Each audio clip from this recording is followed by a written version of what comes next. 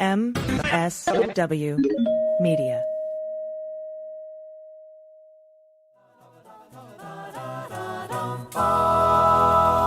Welcome to Jack, the podcast about all things special counsel. We are on part 3 of our series of the audio version of Jack Smith's final report, volume 1. That's the January 6th case against Donald Trump. And I'm Allison Gill. You know me. I'm joined by, Andy McCabe. Hello, Allison. Here we are for another creative reading of the report. Yes, a late night creative reading. We should do I wish we could get like John Lithgow in here and maybe like a dramatic reading, like fake Cockney accents or something. I don't know. Something. do it like Brack from Cartoon Planet. So we're going to start today. We left off in the middle of page 61. So we're going to start on page 61, and we're going to start with the section E, subsection E, other charges, which really should just be other charge because it only talks about one. And this is basically the section, and we're starting to get into the good stuff here.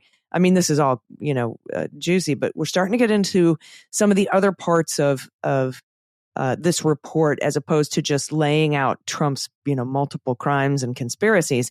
We are now going to start talking about why certain charges weren't brought, or specifically why this charge we're about to talk about wasn't brought. And Andy, you and I, there was a lot of speculation over the last couple years about this charge and whether or not it would be brought up. I included it on my Crimes and Crimes and Crimes shirt because I thought that they would charge a 2383, but there's a lot of good reasons in here why they didn't bring that into the litigation. And so that's where we're going to begin. And then we actually start talking a little bit more about the law and some other things. And what's really interesting, Andy, is this report, at least this volume, at least a quarter of it, at least 25% of this report is dedicated to Jack Smith talking about all of the delays caused by Trump and his allies, recalcitrant witnesses, privilege battles, protracted privilege battles that took place in the court, and of course, the Supreme Court's super ultimate delay. That's right. The Super Bowl ruling of all delays. Yeah. And so, plus all of the kinds of things that happened. He talks about, coming up soon here, he addresses how much of the January 6th committee he relied on, which is pretty much nothing, which is kind of goes against what a lot of media was saying. I think I hear a lot, they relied on the January 6th committee, or they were shamed into doing things by the January 6th committee. And that's also rebutted coming up soon. So again, starting on the page 61, right in the middle, other charges. The office considered, but ultimately opted against bringing other charges. One potential charge was Title 18 U.S. Code Section 2383, sometimes referred to as the Insurrection Act, which provides that, quote, whoever incites, sets on foot, assists, or engages in any rebellion or insurrection against the authority of the United States or the laws thereof, or gives aid or comfort thereto, shall be fined under this title or imprisoned not more than 10 years, or both, and shall be incapable of holding any office under the United States. Title 18 U.S. Code Section 2383 originated during the Civil War as part of the Second Confiscation Act of 1862. Cases interpreting Section 2383 are scarce and arose in contexts that provide little guidance regarding its potential application in this case. And that's a cite from U.S. v. Greathouse, which says, construing the original version of the act to encompass treason, consisting of arming a vessel to commit hostilities against the United States vessels in the context of the rebellion by the Confederate States. And also cites Cathcart, rejecting legal argument that treason against the United States was legally impossible in the context of the rebellion by the Confederate States. And there are several other case citations here. So a lot of times that this charge was not brought because treason wasn't involved, or arming vessels against the United States isn't considered part falling underneath this section. And if they are, then it's way out of the bounds of what happened here with Donald Trump, or at least according to the special counsel. That's right. To establish a violation of Section 2383, the office would first have had to prove that the violence at the Capitol on January 6th constituted an insurrection against the authority of the United States or laws thereof, and then prove that Mr. Trump incited or assisted the insurrection or gave aid or comfort thereto. Courts have found or described the attack on the Capitol as an insurrection. In Anderson v. Griswold, the Colorado Supreme Court found that Mr. Trump engaged in an insurrection as that term is used in Section 3 of the 14th Amendment. Federal courts in the District of Columbia have also used the term insurrection to describe the attack on the Capitol, but did so in cases where there was no criminal charge under Section 2383. And they cite to Chesebro, which said, as this court and other courts in the United States District Court for the District of Columbia have stated previously, what occurred on January 6, 2021 was in fact an insurrection and involved insurrectionists. Therefore, the terms to which the defendants object are accurate descriptors. They also cite to Carpenter, which held what occurred on January 6 was in fact a riot and an insurrection, and it did in fact involve a mob. These cases, however, did not require the courts to resolve the issue of how to define insurrection for purposes of Section 2383 or apply that definition to the conduct of a criminal defendant in the context of January 6. The office recognized why courts described the attack on the Capitol as an insurrection, but it was also aware of the litigation risk that would be presented by employing this long dormant statute. As to the first element under Section 2383, which is proving an insurrection against the authority of the United States or the laws thereof, the cases the office reviewed provided no guidance on what proof would be required to establish an insurrection or to distinguish an insurrection from a riot. Generally speaking, quote, an insurrection is a rising against civil or political authority, the open and active opposition of a number of persons to the execution of law in a city or state. Some sources distinguish an insurrection from a rout, riot, or offense connected with mob violence by the fact that in insurrection there is an organized and armed uprising against authority or operations of government, while crimes growing out of mob violence, however serious they may be and however numerous the participants, are simply unlawful acts in disturbance of the peace which do not threaten the stability of government or the existence of a political society. There's a cite here to Black's Law Dictionary, noting that Mr. Trump's argument that an insurrection is more than a riot but less than a rebellion, and agreeing that an insurrection falls along a spectrum of related conduct. It goes on to say here that in case law interpreting insurrection in another context, one court has observed that an insurrection typically involves overthrowing a sitting government rather than maintaining power, which could pose another challenge to proving beyond a reasonable doubt that Mr. Trump's conduct on January 6 qualified it as an insurrection, given that he was the sitting president at the time. And then they cite Starstone. In every case, over the course of over 60 years, to find the existence of an insurrection within the meaning of an insurance policy, the insurrection has occurred against, not by, the established effective and de facto government. And there's several other citations here that indicate the same. And I think that that's really important, Andy, if we could take a sidebar here, because to prove that there was an insurrection, now, you know, for the means of an impeachment or the Section 3 of the 14th Amendment argument that went on the Colorado courts, to use the term insurrection is different than having to prove it in a legal sense, right? Beyond a reasonable doubt. And how would you prove it? Jack Smith says even though several courts have said this was an insurrection on January 6th, like when they're prosecuting some of the people who were the boots on the ground, saying it's an insurrection is much different than proving it in a court of law. Yeah, and for me, the message that comes out here is that despite these very different cases they cite, there is no clear, accepted kind of universal standard or test, as we like to say in the case law, that indicates exactly what proof would be required to support a conviction under 2383. Mm-hmm. And with that kind of instability in the law, lack of clear direction, it seems like the special counsel team decided it was not worth the effort. Yeah, or the risk. So it continues here. The office did not find any case in which a criminal defendant was charged with insurrection for acting within the government to maintain power as opposed to overthrowing it or thwarting it from the outside. Applying Section 2383 in this way would have been a first, which further weighed against charging it, given the other available charges, even if there were reasonable arguments that it might apply. As to the second element under Section 2383, there does not appear to ever have been a prosecution under the statute for inciting, assisting, or giving aid or comfort to rebellion or insurrection.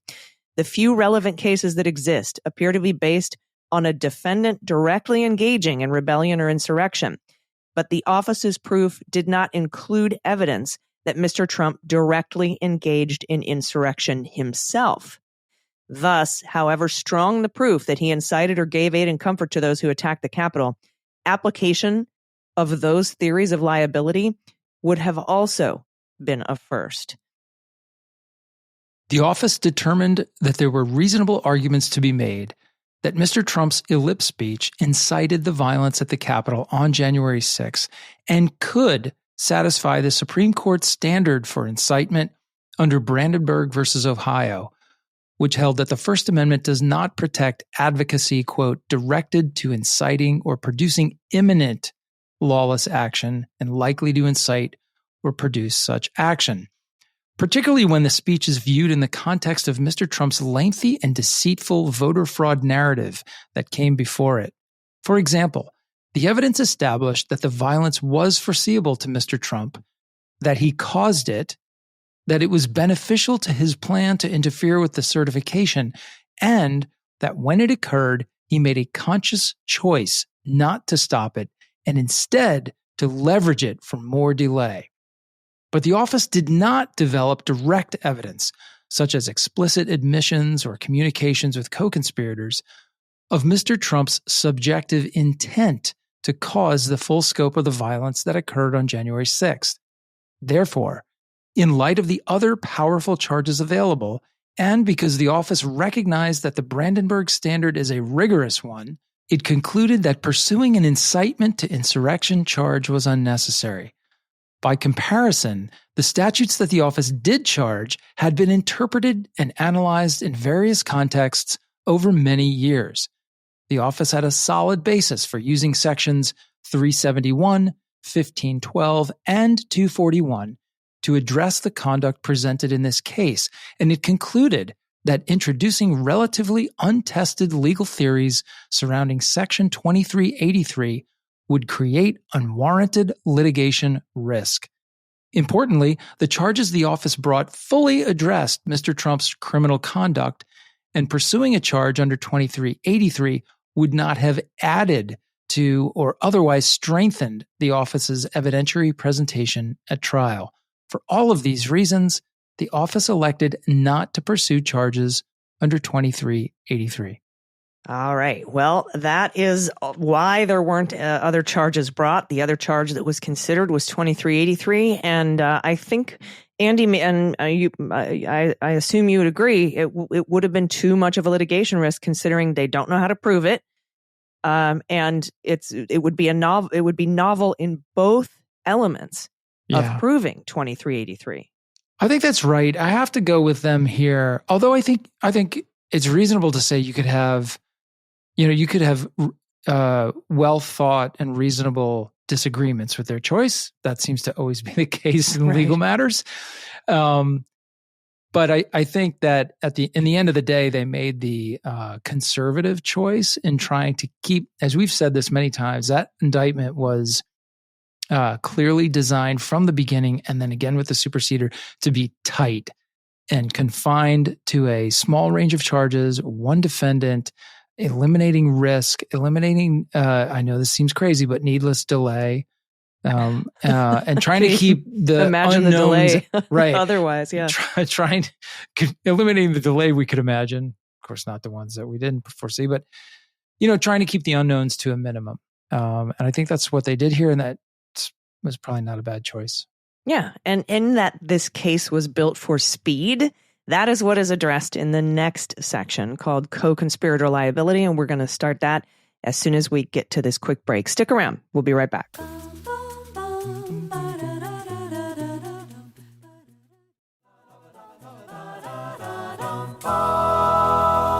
Hey, everybody. Welcome back to Jack, the audio version of Volume 1 of Jack Smith's final report. We're on page 67, subsection F, co-conspirator liability.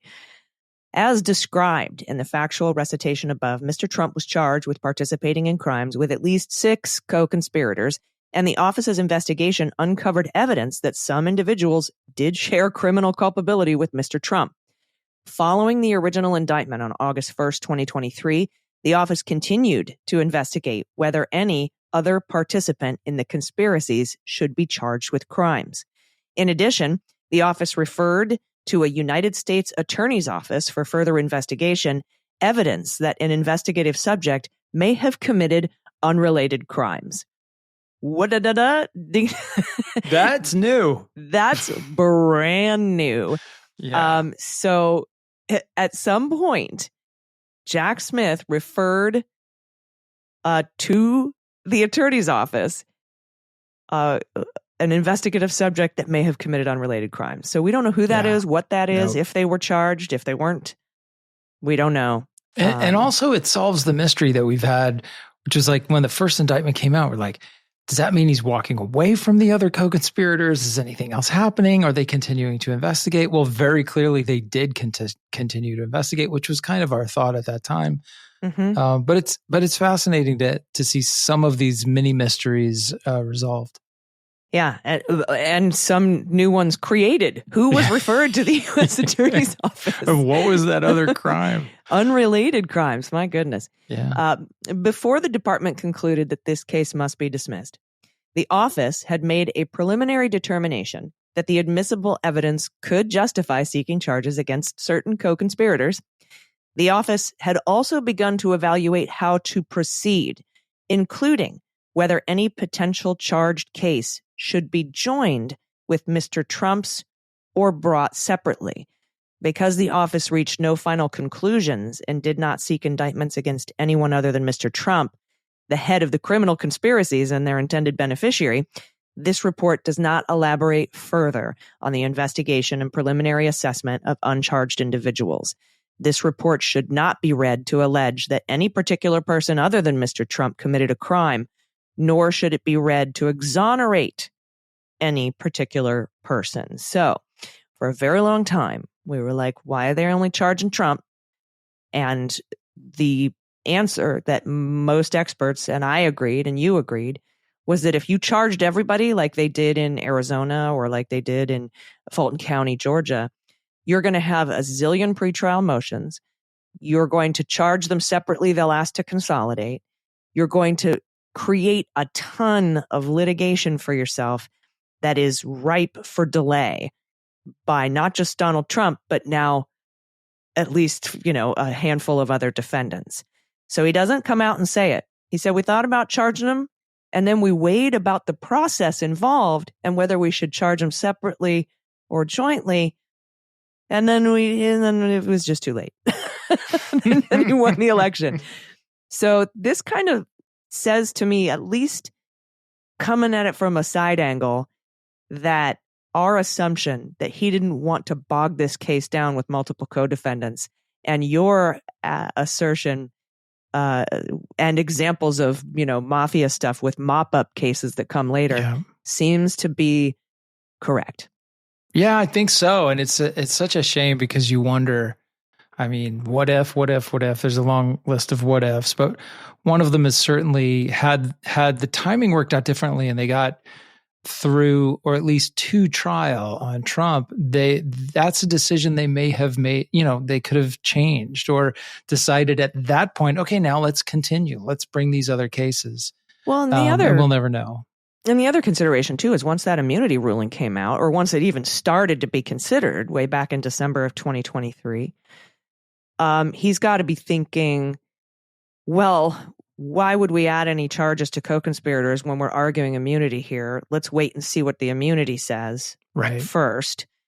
Because without the head of the conspiracy, kind of like in the Nauta de Oliveira case, it's really hard to bring co-conspirator charges. Yeah, you kind of lose the point of the whole thing. Yeah. So yeah, I look, we are where we are for the reasons we all know. Mm. And the core of that, of course, is the guy got reelected. But yeah, so I think things could have gone in a very different direction with a different roll of the dice and a more favorable calendar. But this was clearly an effort to keep this thing focused on what they thought was the most important business to get done. And I can't really fault them for that. No. Okay, so now we move on to section 3 of the report, which is entitled The Principles of Federal Prosecution. As set forth above, the office concluded that Mr. Trump's conduct violated several federal criminal statutes and that the admissible evidence would be sufficient to obtain and sustain a conviction. Therefore, under the longstanding principles of federal prosecution, the office considered whether 1. The prosecution would serve a substantial federal interest, 2. Mr. Trump was subject to effective prosecution in another jurisdiction, or 3. There existed adequate non-criminal alternatives to prosecution. U.S. Department of Justice, Justice Manual, Section 9-27.220. As described below, multiple substantial federal interests were served by Mr. Trump's prosecution. He was not subject to effective prosecution in another jurisdiction, and there was no adequate non-criminal alternative to prosecution.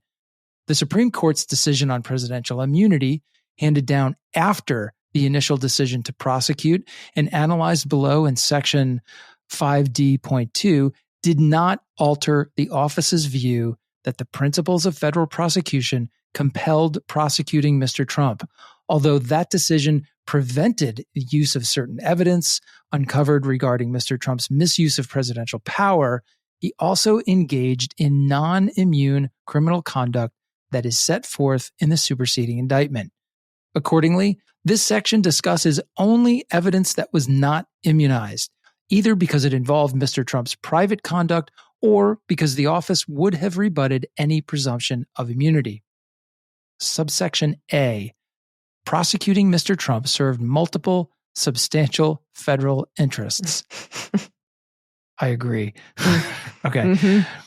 Mr. Trump's prosecution served multiple federal interests, including the federal interest in the integrity of the United States process for collecting, counting, and certifying presidential elections, and in a peaceful and orderly transition of presidential power, the federal interest in ensuring that every citizen's vote is counted, the federal interest in protecting public officials and government workers from violence, and the federal interest in the fair and even-handed enforcement of the law.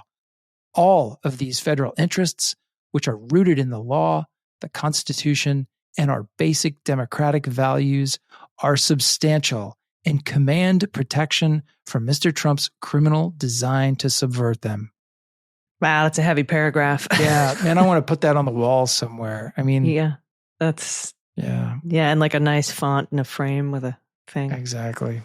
All right, we're on page 69. We're on subsection A, subsection 1, the substantial federal interest in protecting the integrity of the electoral process and the peaceful transfer of power was served by Mr. Trump's prosecution. So all of those federal interests you just listed, they're going to go through these one by one. Each one of them, yep. As set forth above, the investigation revealed that Mr. Trump and others conspired to use false claims of election fraud to attempt to disrupt the United States electoral process and obstruct the congressional certification of the 2020 presidential election results. Prosecution for that conduct thus vindicated abiding federal interests in protecting the electoral process and the previously unbroken tradition before Mr. Trump's charged conduct of a peaceful transition of presidential power from one administration to the next. These federal interests are fundamental to our system of government, favoring no particular administration or political party. Indeed, electoral processes like selecting the president are, quote, necessarily structured to maintain the integrity of the democratic system. And citing Burdick, preserving the integrity of the electoral process and preventing corruption are interests of the highest importance. The office was cognizant of Mr. Trump's free speech rights during the investigation and would not have brought a prosecution if the evidence indicated he had engaged in mere political exaggeration or rough-and-tumble politics. See Supra Section D, First Amendment defense discussion from the federal prosecutor, Robert Jackson, address delivered at the Second Annual Conference of the United States Attorneys in 1940, quoting, "In the enforcement of laws that protect our national integrity and existence, we should prosecute any and every act of violation, but only overt acts, not the expression of opinion or activities such as the holding of meetings, petitioning of Congress, or dissemination of news or opinions."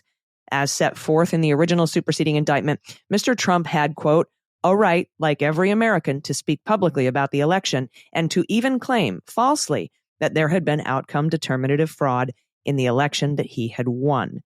He also had lawful recourse to challenge the election results, including through lawsuits, recounts, and audits.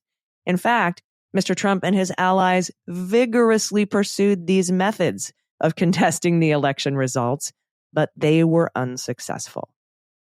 After Election Day, Mr. Trump or his campaign were plaintiffs or intervenors in at least 16 lawsuits seeking to change the outcome of the election, and Mr. Trump's supporters filed dozens of other such lawsuits.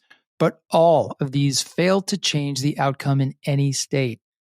Mr. Trump pursued recounts in only 2 states, a statewide machine recount in Georgia and a recount in Wisconsin's Milwaukee and Dane counties, and both served only to confirm the previously reported result. In Wisconsin, the recount increased Mr. Trump's margin of loss.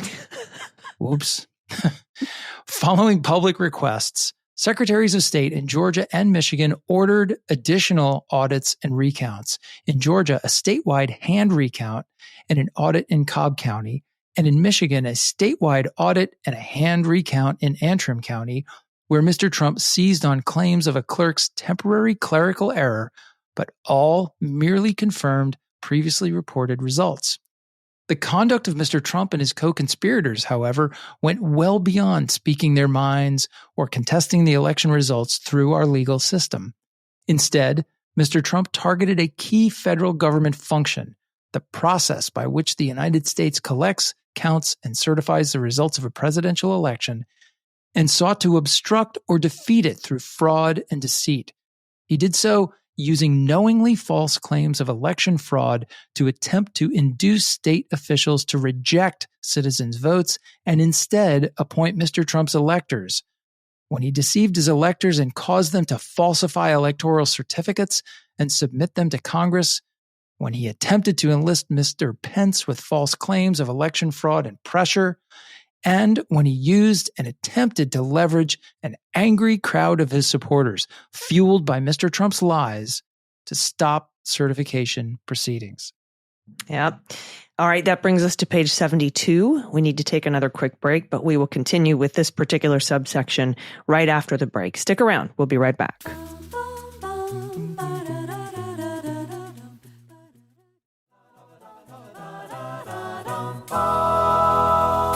Hey, everybody, welcome back. We are on page 72. It continues. Mr. Trump did this in contravention of the framers' intent to prevent a sitting president from perpetuating himself in power. In free governments, Benjamin Franklin explained, quote, "the rulers are the servants and the people their superiors and sovereigns."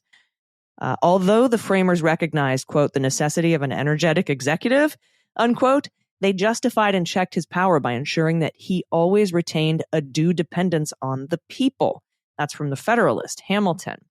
As the Supreme Court noted in Trump, that's the immunity thing, the president plays no direct role in the process of appointing electors, nor does he have authority to control the state officials who do. And the framers, wary of, quote, cabal, intrigue, and corruption, unquote, specifically excluded from service as electors all those who from situation might be suspected of too great devotion to the president in office. We don't really follow that anymore, but that's what it says. That was a different time. That's also the Federalist, number 68, Hamilton. Accordingly, Article 2 of the U.S. Constitution provides that, quote, no senator or representative or person holding an office of trust or profit under the United States shall be appointed as an elector. The considerable federal interest in protecting the integrity of the United States electoral process weighed in favor of proceeding with Mr. Trump's prosecution. So, too, did the federal interest in defending from future harm the United States' exceptional tradition of peaceful transitions of presidential power. That tradition was initiated by George Washington when he announced in his September 1796 farewell address that he would decline to seek a third term, followed by John Adams when he relinquished the power of the presidency to his political rival Thomas Jefferson after the election of 1800, and continued by every sitting president until 2020, even through the turbulent Civil War and Reconstruction eras. And Congress and the courts have also recognized the federal interest in orderly presidential transitions.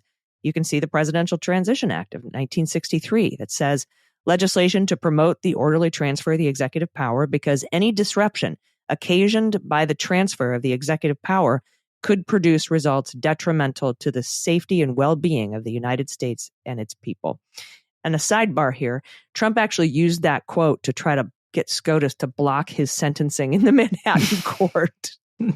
Because he's transitioning into power. Suddenly the advocate of a peaceful transition. Wow, It's amazing. He also cites Trump v. Thompson, saying, recognizing Congress's unique legislative need for documents directly relevant to the inquiry into an attack on the legislative branch and its constitutional role in the peaceful transfer of power. And Tarrio, U.S. v. Tarrio from 2022, this is Enrique Tarrio, saying, when assessing very serious nature and circumstances of a January 6 related offense, court observed that, quote, they involve, among other things, an alleged conspiracy to obstruct the certification of the Electoral College vote and thus to interfere with the peaceful transfer of power. That's one of our nation's crown jewels. In his first inaugural address, President Ronald Reagan remarked on the country's tradition of a peaceful transition of presidential power. To a few of us here today, this is a solemn and most momentous occasion, and yet, in the history of our nation, it is a commonplace occurrence. The orderly transfer of authority, as called for in the Constitution, routinely takes place, as it has for almost 2 centuries, and few of us stop to think how unique we really are. In the eyes of many in the world, this every 4-year ceremony we accept as normal is nothing less than a miracle. In connection with preserving that tradition, vice presidents have presided over the certification of their own election losses. In 1961, then Vice President Richard M. Nixon fulfilled his role as President of the Senate at the January 6 certification proceeding, announcing that John F. Kennedy had won the presidency. In so announcing his own defeat, Nixon stated, "This is the first time in 100 years that a candidate for the presidency announced the result of an election in which he was defeated and announced the victory of his opponent. I do not think we could have a more striking and eloquent example of the stability of our constitutional system and of the proud tradition of the American people of developing, respecting, and honoring institutions of self-government." Yeah, that's Nixon. Nixon. That's Nixon. And in 2001, after a hard-fought legal dispute over the 2000 presidential election, Vice President Albert Gore Jr. similarly presided over the certification of his opponent, George W. Bush, as president-elect. Protecting the well-established American tradition of a peaceful transfer of power weighed in favor of prosecution. Yeah. All right. So that was subsection 1. Subsection 2, the substantial federal interest in counting every citizen's vote, was served by Mr. Trump's prosecution. Few federal interests are stronger in our representative democracy than that of protecting every eligible citizen's right to vote and to have their vote counted. The evidence establishes that in contravention of that right, Mr. Trump urged state officials to disregard the legitimate majority of votes for Mr. Biden and instead appoint Mr. Trump's electors, pressured and threatened Georgia's Secretary of State to find more than 11,000 votes to dilute the legitimate vote count and allow Mr. Trump to be declared the winner of the state, and urged Mr. Pence to discard the legitimate electoral certificates that reflected millions of citizens' votes in targeted states. An additional factor meriting Mr. Trump's prosecution, therefore, was the need to vindicate and protect the voting rights of these and all future voters. The strength of the federal interest in protecting the right to vote is plain from the history of suffrage in America, as chronicled in the Constitution, which has been amended not fewer than 5 times to extend and protect the franchise for all adult citizens, regardless of race, sex, age, and education, providing that if a state is failed to ensure all eligible citizens the right to vote, the state's proportional representation would be reduced. And also, he's citing all the amendments here. Amendment 15, Section 1, the right to vote shall not be denied or abridged on account of race, color, or previous condition of servitude. Amendment 19, same on account of sex. Amendment 24, Section 1, same by reason of failure to pay any poll tax. And Amendment 26, same as for citizens who are 18 years of age or older on account of age. And consistent line of court decisions maintaining that suffrage can neither be denied or outright destroyed by alteration of ballots. That's citing Sims. The strength of the federal interest is further reflected by the history of the Section 241 offense with which Mr. Trump was charged, and as set forth in Section 2C above, by courts' universal and longstanding recognition of the right protected by the statute. In attempting to disenfranchise voters who did not choose to re-elect him, Trump targeted a bedrock fundamental right that the government has a strong interest in protecting. All right, before we get to subsection 3, we're going to take one last quick break, so everybody stick around. We'll be right back.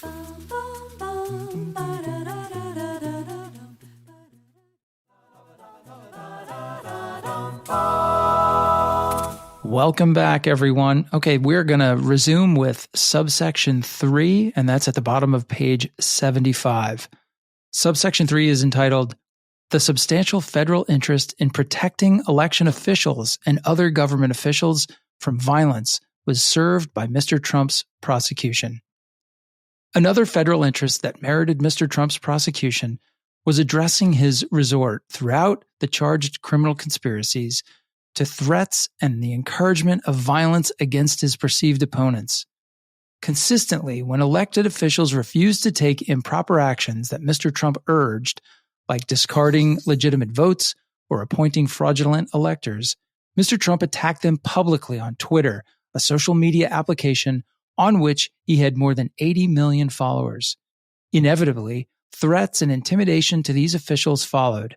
For instance, after Mr. Trump targeted a Philadelphia city commissioner in a tweet criticizing the commissioner for stating that there was no evidence of widespread election fraud in Philadelphia, threats against the commissioner grew more targeted, more detailed, and more graphic. These threats extended to include highly personal information, like the names and ages of the commissioner's family members, as well as photos or the address of his home.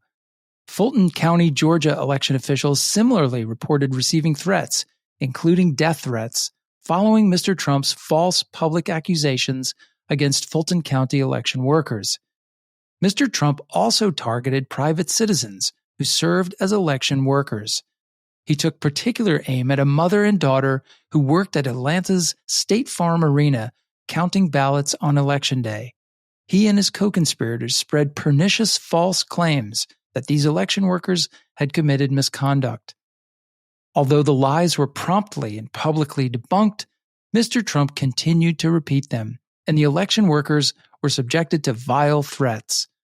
As one of the women explained, quote, when someone as powerful as the President of the United States eggs on a mob, that mob will come.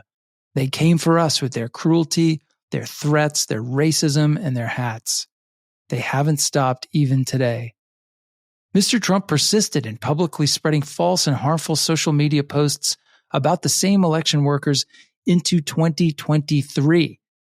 In 2024, Co-conspirator 1 conceded in a defamation lawsuit filed by the election workers that his statements about them were, quote, defamatory per se, and, quote, false, and a jury awarded them damages of more than $145 million.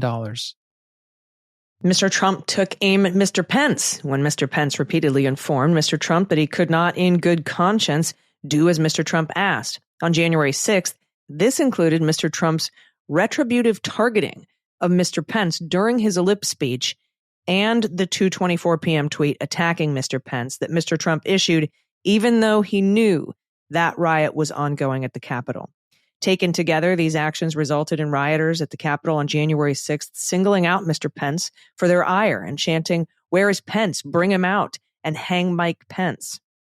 In addition to prompting these threats against the targets of Mr. Trump's criticisms, Mr. Trump's words inspired his supporters to commit acts of physical violence. On January 6th, Mr. Trump used his ellipse speech to direct his supporters to, quote, "go to the Capitol and, quote, fight like hell."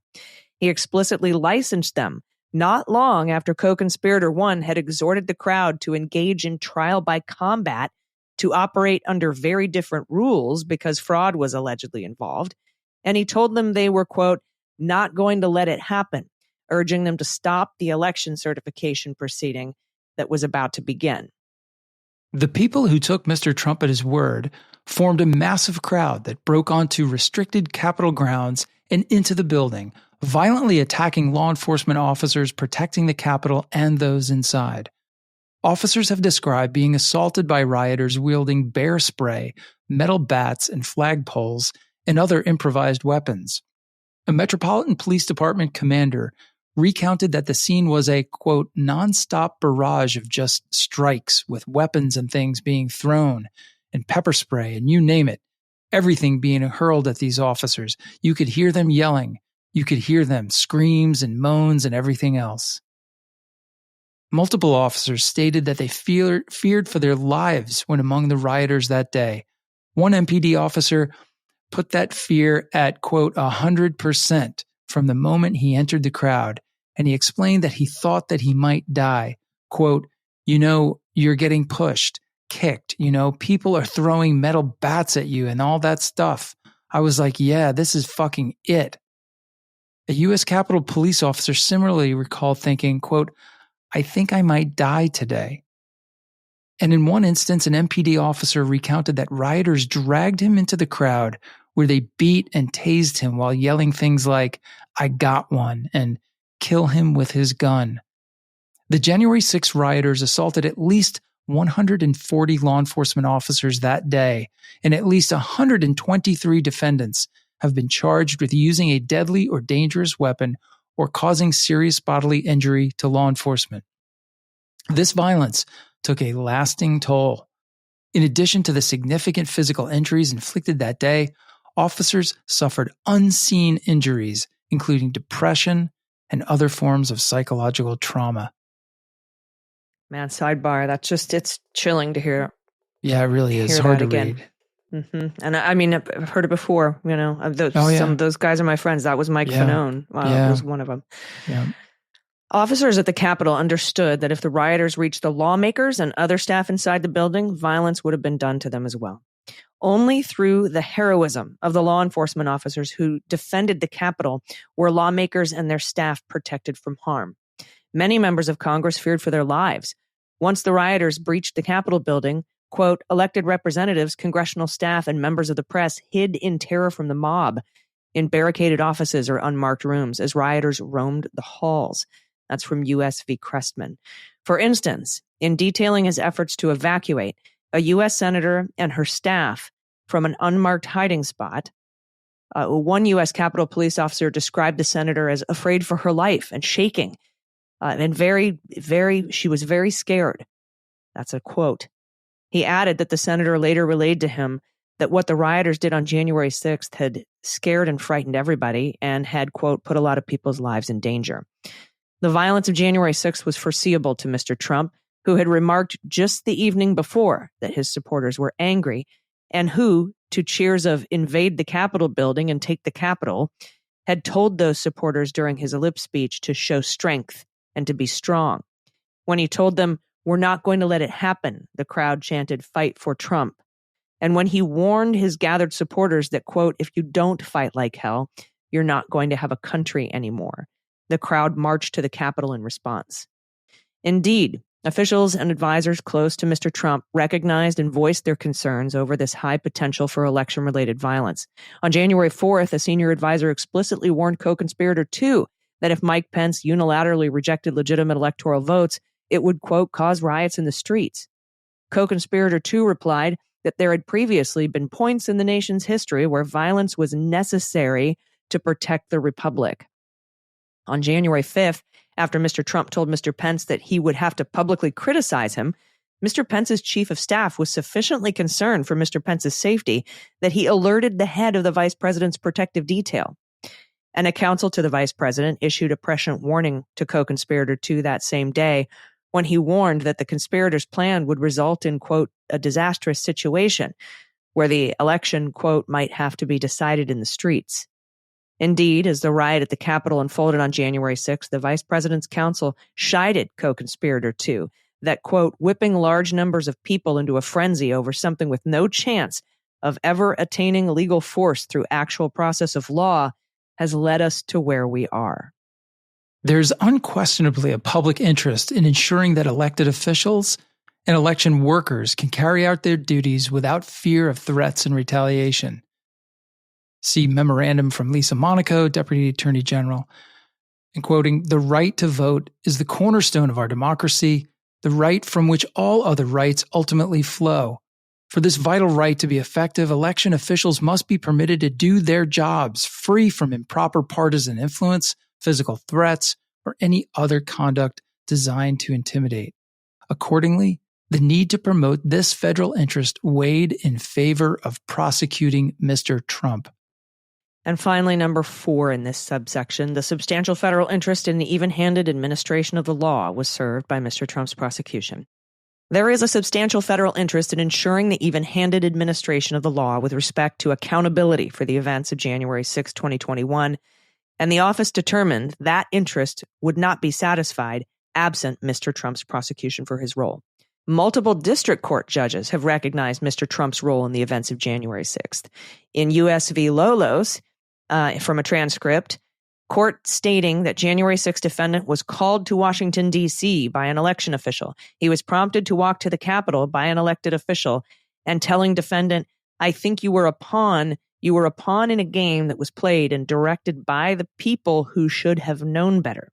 And then in U.S. v. Peterson, court stating that incendiary statements at the Ellipse rally absolutely, quite clearly and deliberately stoked the flames of fear and discontent and explicitly encouraged those at the rally to go to the Capitol and fight for one reason and one reason only, to make sure the certification didn't happen. Then U.S. v. Bernard. The events of January 6th involved a rather unprecedented confluence of events spurred by then-President Trump and a number of his prominent allies who bear much responsibility for what occurred on that date. To date, more than 1,500 people have been criminally charged for their roles in the January 6th attack on the United States Capitol.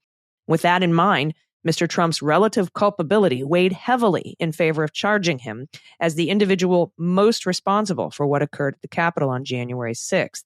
And then they quote the Justice Manual, requiring prosecutors to assess the degree of the person's culpability in connection with the offense, both in the abstract and in comparison with any others involved in the offense. Rioters have cited Mr. Trump as the reason they traveled to D.C. and went to the Capitol that day. In the weeks before January 6th, Mr. Trump issued several tweets calling his supporters to Washington, D.C. for his rally at the Ellipse, and they answered the call.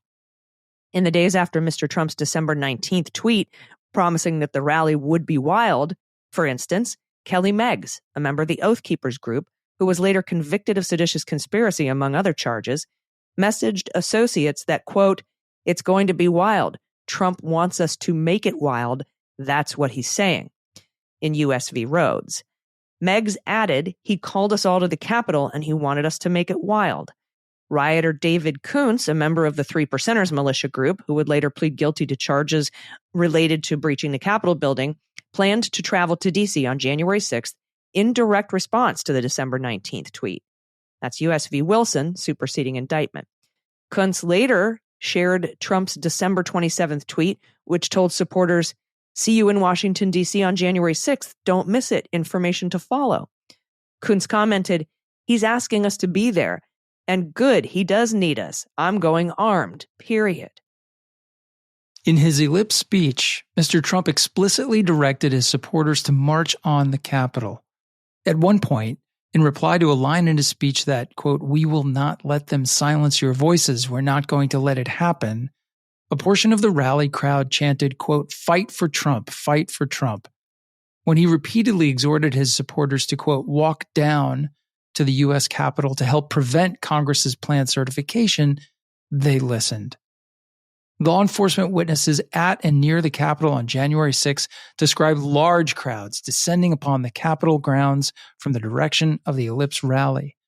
And video and photographic evidence shows that hundreds of individuals in attendance at the ellipse rally were later participants in the Capitol siege, and in some cases were among the most violent of the rioters.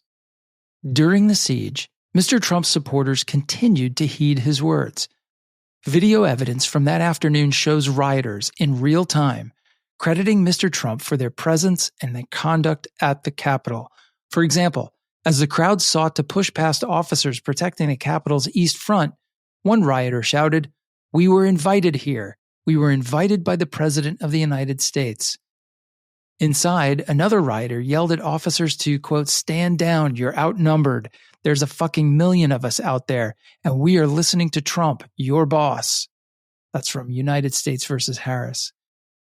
That rioter was later convicted of obstruction and assaulting an officer, among other violations.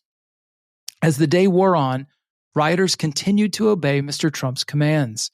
At 4:25 p.m., just 8 minutes after Mr. Trump's video tweet telling supporters that they were very special but should go home now, rioter Edward Vallejo, a member of the Oath Keepers, posted to a group signal chat that, quote, "Our commander-in-chief has just ordered us to go home." Another rioter, Jacob Chansley, played that video tweet to a crowd at the Capitol and announced that, quote, "Donald Trump has asked everybody to go home." Chansley left the Capitol at that point, having earlier breached the Senate chamber, taken a seat at the dais, and declared Vice President Pence to be, quote, "a fucking traitor." Now, Jacob Chansley, you remember, was the guy with the headdress and the horns. Yeah. After January 6th, when rioters began to face accountability for their unlawful acts at the Capitol, many pointed to Mr. Trump in an attempt to excuse or mitigate their conduct.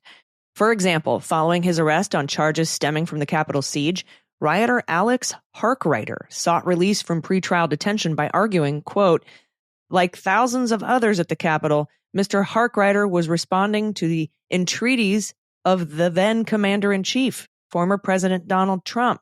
And then that's, again, from U.S. Hardriker, as we know. And then Hale Cussolini, defendant's motion for modification of bond, requested a pretrial release in part because the defendant, quote, "was responding to the entreaties of the then commander-in-chief, President Trump," Chansley. And then from that case, it says it argued that Chansley was incited by Mr. Trump and noting his unsuccessful request for a presidential pardon. In closing argument at trial on seditious conspiracy and other charges related to January 6th, defense counsel unsuccessfully asked the jury to acquit Proud Boys leader Enrique Tarrio because, in part, it was Mr. Trump's anger that caused what occurred on January 6th, and it was not Enrique Tarrio. And at sentencing in January 6 cases, many rioter defendants, whether expressing remorse or not, have sought leniency by blaming Mr. Trump both for their presence at the Capitol and their underlying belief that the 2020 presidential election was fraudulent and that they must take action to stop the transition of the presidency. And then another defendant, David Mahaffey, in his sentencing statement, said, "I trusted the president, and that was a big mistake." All right, so thank you for listening to part 3 of the audio version of volume 1 of the Jack Smith Report. We're going to start again in part 4 on the bottom of page 87 in subsection B. Mr. Trump was not subject to effective prosecution in another jurisdiction. That's another reason in the federal rules of criminal procedure that bringing charges against a defendant, a criminal defendant, is something that you should do. Because, you know, like if you're getting effective prosecution for the same stuff in a different jurisdiction, no need to bring charges. And so it's judicial economy. Right. Right. And this is like remarkable. Going through this, some of these things we've heard before, some of these details I don't remember hearing before. That just could be my failing memory. But you have to take away the impression that the power that this evidence would have had at trial. You imagine the witnesses that would have come in to enter this sort of testimony, these sort of accounts about, getting beaten by the crowd and the threats to poll workers. I just can't help but thinking that this would have been a very, very powerful prosecution presentation, I think. I think so too. And, I do want to reiterate that a lot of this information laid out in a lot of the same ways was before the public in the immunity brief from Jack Smith before the election, and that this trial wouldn't have been televised. And so I often wonder, would it have made a difference? He was already convicted on 34 felony counts. Would 38 felony counts have made a difference in voters' minds if this trial had gone before the election, Yeah, I don't know. That's a tough one to figure. But I do think it would have made a big difference in the minds of 12 jurors. It definitely would have. This is not a weak case. There's a lot of evidence here. It's a challenging case. He's a very challenging defendant. It's inherently political, so you have all kinds of other motivations and feelings that you have to deal with there. But in terms of just the evidence and the facts, it's really remarkable. Yeah, I agree. I wish it would have gone to trial. Yeah, I really do. Yep. All right, we'll be back in your ears probably tomorrow, if not the next day, depending on when we can find an hour to sit down every night to record these. But we really appreciate you listening to the audio version of this. I love that the Jack podcast went from like number 75 on the charts to number 12 because people are listening to this. And that just makes me happy. I know it's after the election. Yeah. I know a lot of people are just exhausted and tired. And a lot of people are like, oh, it's too late. But the truth matters. And especially that excerpt about this mattering in Jack Smith's cover letter on this volume. I really appreciate that people are listening to this. So thank you. Yeah, their listening confirms that it does matter. So thank you. Thank you as well. All right, we'll see you next time. I've been Allison Gill. And I'm Andy McCabe.